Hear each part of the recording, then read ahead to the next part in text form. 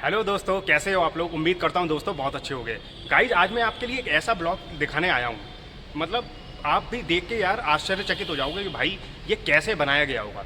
दरअसल दोस्तों, पहले के ज़माने में जब भी पानी की कमी वगैरह होती थी, पानी की व्यवस्था नहीं हो पाती थी, कुछ इलाके ऐसे होते थे जहाँ पे पानी की काफ़ी समस्या रहती थी, तो ऐसे इलाकों में जो महाराजा होते थे उस जगह के, वो बावड़ियाँ बनवाया करते थे। तो उसी में से एक राजस्थान की बूंदी की बहुत ही फेमस मैं रानी जी की बावड़ी आपको दिखाने के लिए लेकर आया हूँ। दोस्तों, इसका नाम रानी जी की बावड़ी कैसे पड़ा है ये भी मैं आपको बता देता हूँ।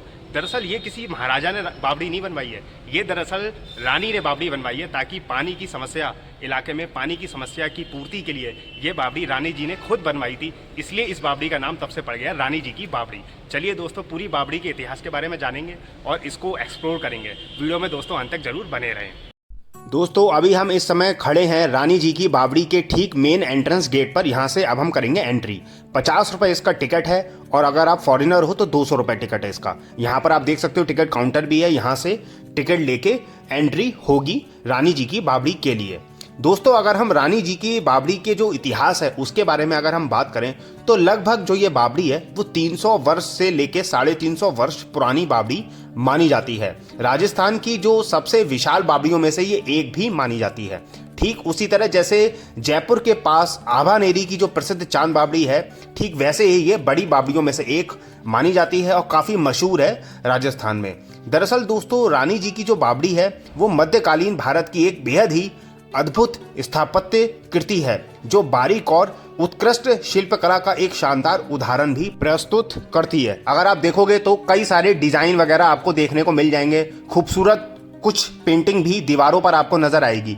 आप सामने देखोगे आज भी यहाँ पर पानी भरा हुआ आपको इस बावड़ी में दोस्तों देखने को मिल जाएगा, और काफ़ी गहरी बावड़ी आपको ये देखने को मिलेगी। अगर आप ऊपर की तरफ देखोगे तो हाथी वगैरह बने हुए देखने को मिलेंगे, कुछ डिजाइन और कलाकृतियाँ भी बनी हुई देखने को मिलेगी। आप देख सकते हो, ये देखिए हाथी वगैरह बने हुए हैं, कुछ डिजाइन वगैरह भी देखने को मिलता है, और काफ़ी गहरी बावड़ी ये मानी जाती है। आप देख भी सकते हो काफ़ी गहरी है। दीवारों पर आप देखोगे तो भगवान की आपको मूर्तियाँ जो हैं वो दीवारों पर आपको देखने को मिल जाएगी। बेहद ही खूबसूरत भगवान की मूर्तियाँ इस बावड़ी की दीवार पे आप देखोगे। सामने आप डिजाइन वगैरह देखोगे, पानी आज भी इस बावड़ी में आपको देखने को मिल जाएगा।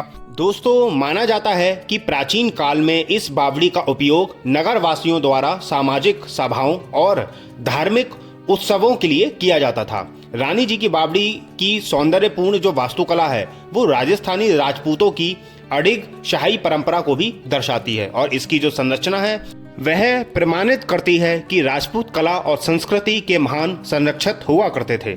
यह 17वीं शताब्दी की बावड़ी पूर्णतः भारतीय स्थापत्य शैली में निर्मित है, और इस पर ना तो यूरोपीय और ना ही किसी इस्लामी वास्तुकला का कोई प्रभाव देखने को मिलता है।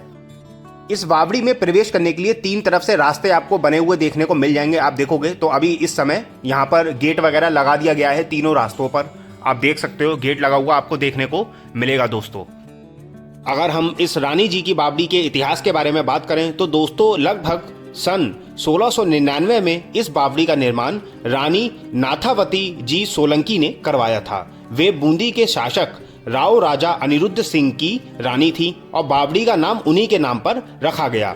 इस बावड़ी के निर्माण के पीछे एक बेहद ही त्याग से भरी कथा जुड़ी हुई है, जो राजस्थान के लोगों के लिए इसे और भी विशेष बनाती है।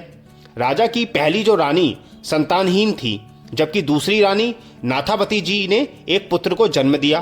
पहली रानी की ईर्ष्या को शांत करने के लिए रानी नाथावती जी ने अपने जीवन का सबसे बड़ा बलिदान देते हुए अपना पुत्र पहली रानी को सौंप दिया था, और इसके बाद उन्होंने अपना जीवन जनता के कल्याण के लिए समर्पित कर दिया, और इसी भावना से रानी जी की बावड़ी के निर्माण की शुरुआत भी हुई थी।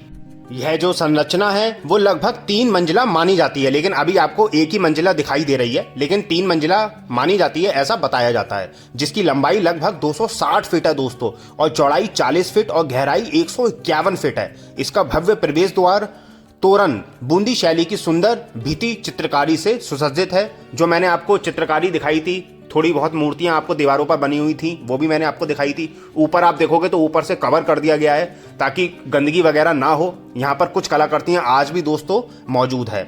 यह बावड़ी दोस्तों राजस्थान की जो हिंदू राजपूत शान और वैभव की उत्कृष्ट मिसाल है। इसमें सुंदर नक्काशीदार तोरण द्वार, देवी देवताओं की मूर्तियां जो मैंने आपको दिखाई थी, भित्ति चित्र तथा स्तंभों से सजी सीढ़ियां भी यहाँ पर आपको दिखाई देंगी। आप देख भी सकते हो कई सारी सीढ़ियां बनी हुई हैं, क्योंकि 3 रास्ते हैं और तीनों में सीढ़ियां बनी हुई देखने को मिलती है।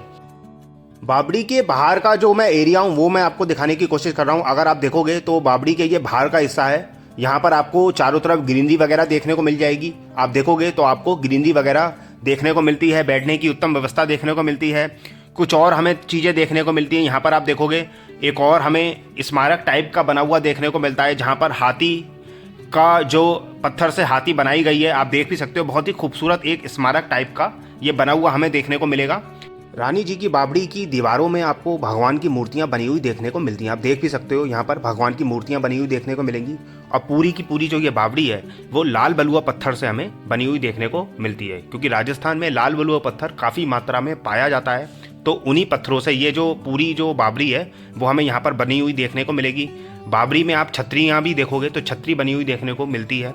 यहाँ पर आप देखोगे तो ऊपर साइड में आप देखोगे कुछ छतरी आपको बनी हुई देखने को मिलेगी, और इस तरफ भी आप देखोगे तो छतरी बनी हुई देखने को मिलती है और कुछ डिजाइन वगैरह भी देखने को मिलेगी यहाँ पर। ये जो मैं हिस्सा दिखा रहा हूँ आपको, ये बावड़ी का दरअसल जो मेन एंट्रेंस है वो है। हमने दूसरे एंट्रेंस से की थी, पर एक्चुअल में इस एंट्रेंस को देख के साफ साफ ये प्रतीत होता है कि ये मेन एंट्रेंस होगा। और यहाँ पर भी आपको भगवान की मूर्तियाँ देखने को मिलेगी। उसके ऊपर आप देखोगे तो आपको छतरी बनी हुई देखने को मिल जाएगी। बिल्कुल हिंदू शैली से ये पूरी की पूरी आपको बावड़ी देखने को मिलती है। आप देख भी सकते हो बहुत ही खूबसूरत गणेश भगवान की आपको यहाँ पर मूर्ति देखने को मिलेगी। पूरी की पूरी बावड़ी अगर आप देखोगे, जहाँ भी नज़र घुमाओगे, पूरी पत्थरों से बनी हुई देखने को मिलती है। जैसा मैंने आपको बताया कि लाल बलुआ पत्थर से बनी हुई देखने को मिलेगी। यहाँ पर थोड़े बहुत पिलर भी लगे हुए देखने को मिलेंगे, उसमें भी आप देखोगे तो आपको कलाकारी वगैरह देखने को मिल जाएगी। भगवान की छोटी छोटी आपको आकृतियाँ और मूर्तियाँ बनी हुई देखने को मिलती हैं। इधर पिछला हिस्सा मैं दिखा रहा हूँ आपको, ये बावड़ी के जो पीछे का हिस्सा है वो है ये। तो पीछे से कुछ इस तरीके से आपको ये बावड़ी देखने को मिल जाएगी। ये देखिए पीछे से मैं आपको दिखा रहा हूँ, ये पूरा पिछला हिस्सा है बावड़ी का। और इस तरफ भी एक एंट्रेंस आपको देखने को मिलेगा। 3 एंट्रेंस है, एक से हमने एंट्री की थी। पिछला वाला हिस्सा मैंने आपको दिखाया था, काफ़ी विशाल हिस्सा था। और एक हिस्सा ये है, अंदर से मैंने आपको पूरा दिखाया था। एक हिस्सा आपको ये देखने को मिलेगा, ऊपर छतरी और नीचे यहाँ पर गेट लगा दिया गया है, बंद कर दिया गया है। अभी फ़िलहाल एक ही गेट है जहाँ से एंट्री होती है। ये पिछला हिस्सा है, ये भी पिछला हिस्सा ही है।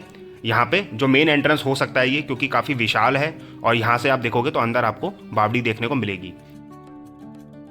सो फाइनली गाइज, कैसा लगा आपको आज का ब्लॉग? कैसा लगा आपको बूंदी का बहुत ही फेमस रानी जी की बावड़ी? आप कमेंट सेक्शन में जरूर बताएं। वीडियो को लाइक करो, ज़्यादा से ज़्यादा लोगों को दोस्तों वीडियो शेयर करो, लोगों को इस खूबसूरत बावड़ी के बारे में पता चले। फिर मिलेंगे नए और एक्साइटिंग ब्लॉग के साथ, तब तक के लिए bye bye and take care.